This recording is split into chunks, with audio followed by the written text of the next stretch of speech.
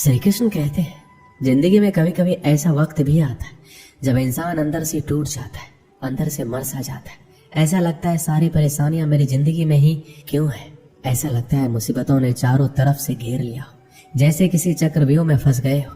हर चीज में फेल हो जाते हैं, रिलेशनशिप में, कैरियर में, हर चीज में हार जाते हैं। ऐसा लगता है जैसे हर बात उल्टी हो रही है, हर चीज गलत हो रही है और मेरे साथ ही ऐसा क्यों हो रहा है।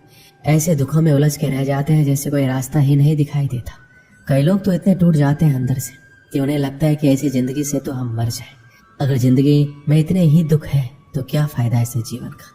पर एक बात आप हमेशा याद रखना, दुख चाहे कितना भी बड़ा क्यों ना हो, पर हिम्मत दुख से हमेशा बड़ी होती है। जब भी आपकी जिंदगी में कोई दुख आए, कोई परेशानी आए, तो अपनी हिम्मत को इतना बड़ा कर दो कि आपका दुख उसके आगे छोटा पड़ जाए। हर इंसान को इस दौर से गुजरना ही होता है। ये परेशानियां, ये दुख इंसान को अंदर से बहुत मजबूत बना देती है।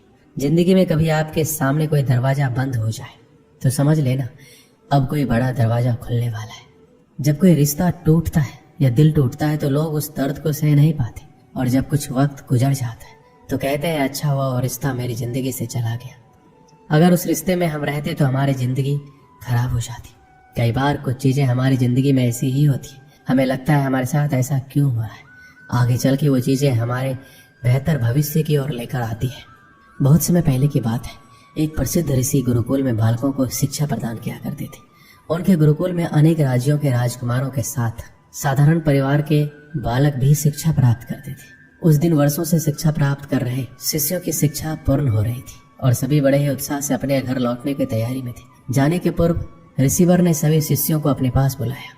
सभी शिष्य उनके समक्ष आकर एकत्रित हो गए। ऋषिवर सभी शिष्यों को संबोधित करते हुए बोले, प्रिय शिष्यों, आज आपका इस गुरुकुल में अंतिम दिन है। मेरी इच्छा है कि यहाँ से प्रस्थान करने के पूर्व आप सब एक दौड़ में सम्मिलित हो। ये एक बाधा दौड़ है जिसमें आपको विभिन्न प्रकार की बाधाओं का सामना करना होगा। आपको कहीं कूदना होगा, कहीं पानी में दौड़ना होगा। सारी बाधाओं को पार करने के उपरांत अंत में आपको एक अंधेरी सुरंग मिलेगी जो आपकी अंतिम बाधा होगी। उस सुरंग को पार करने के उपरांत ही आपकी दौड़ पूर्ण होगी।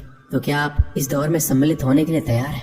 सभी शिष्य एक स्वर में बोले, हम तैयार हैं। दौड़ प्रारंभ हुई। सभी तेजी से भागने लगे।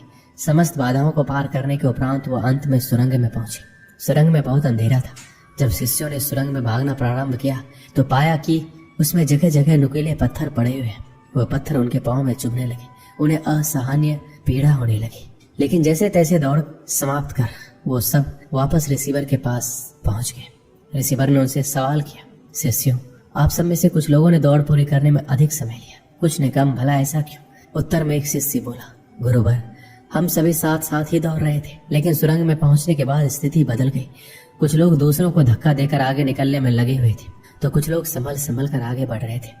कुछ तो ऐसे भी थे जो मार्ग में पड़े पत्थरों को उठाकर अपनी जेब में रख रहे थे ताकि बाद में आने वाले को कोई पीड़ा ना सहनी पड़े। इसलिए सबने अलग अलग समय पर दौड़ पूरी की।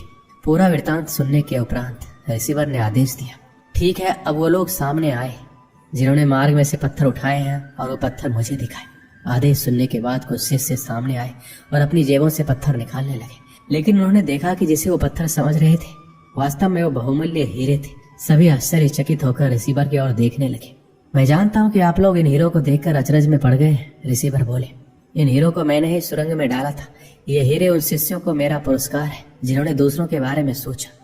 शिष्यों, यह दौड़ जीवन की भागम भाग को दर्शाती है, जहाँ हर कोई कुछ न कुछ पाने के लिए भाग रहा है, किंतु अंत में समृद्ध वही होता है जो इस भागम भाग में भी दूसरों के बारे में सोचता है और उनका भला करता है। अतः जाते जाते ये बात गांठ बांध ले कि जीवन में सफलता की इमारत खड़ी करते समय उसमें परोपकार के ईंट लगाना ना भूले। अंततः वही आपकी सबसे अनमोल जमा पूंजी होगी।